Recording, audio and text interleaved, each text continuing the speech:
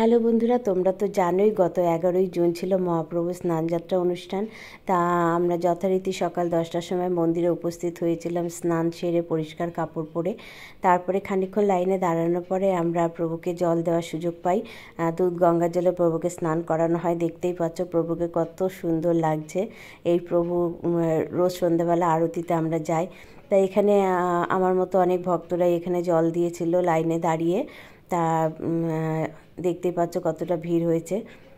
তা প্রথমের দিকে ভিড়টা একটু কম ছিল, কিন্তু যত বেলা বাড়ছিল ভিড়টা বাড়ছিল। আর ভক্তদের যাতে কষ্ট না হয়, বাইরে বিশাল প্যান্ডেল করা হয়েছিল আর প্রচুর ফ্যান দেওয়া হয়েছিল।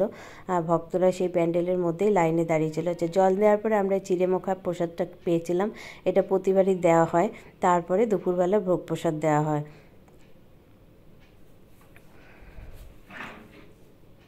এইবারে আমরা প্রসাদটা গ্রহণ করার পরে আমরা বাড়ি ফিরে এসেছিলাম।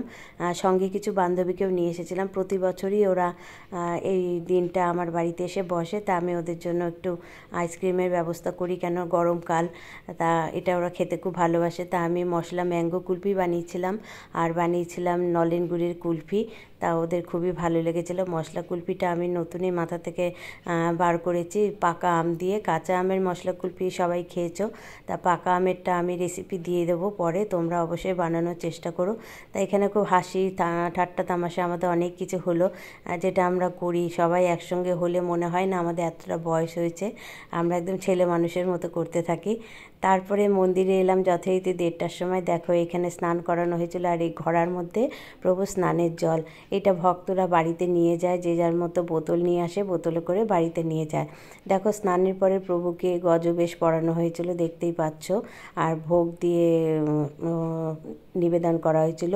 আর প্রচুর ফল পড়েছিল। ভক্তরা এখানে খালি হাতে কেউ আসে না, প্রচুর ফল দিয়ে প্রভুকে স্নান করাতে এসেছিল। তা যাই হোক, দেখতে পাচ্ছ ভিডিওটি। এরপরে আমরা খাবার জায়গায় চলে গেলাম। পেছনে বিশাল প্যান্ডেল হয় আর সেটা পুরো বাফে সিস্টেম হয়।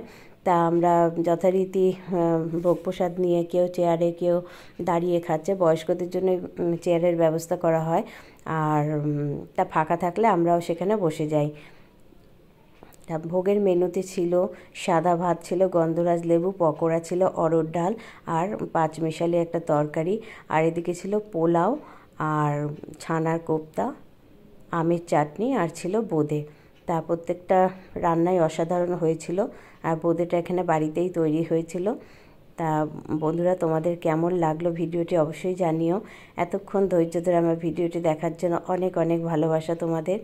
আসছে বছর আবার হবে। আসছে বছর যদি ভালো থাকি, সুস্থ থাকি, আবার স্নানযাত্রার ভিডিও দেবো।